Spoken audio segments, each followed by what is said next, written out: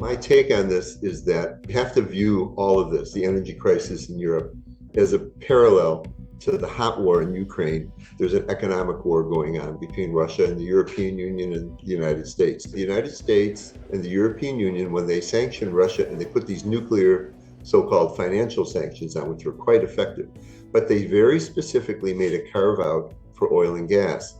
Putin knows that within 2 to 3 years, if left alone, the European Union is going to become independent of natural gas. They're not going to buy his natural gas. And for the meantime, they're quite dependent. So this is a lever he has.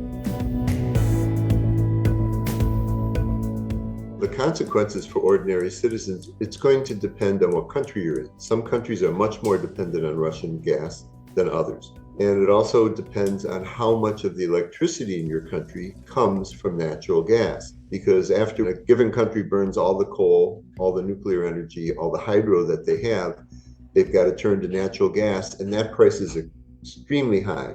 So that knocks up the price of all the electricity. So the governments in the European Union, and Brussels in particular, is trying to what they call decouple the high price of gas from the high price of electricity, so that that can't be passed on. It's not really clear how this is going to impact the individual homes, because it depends on what the governments do to protect them, whether they'll give them subsidies, whether they'll put windfall profit taxes on the companies and return that money.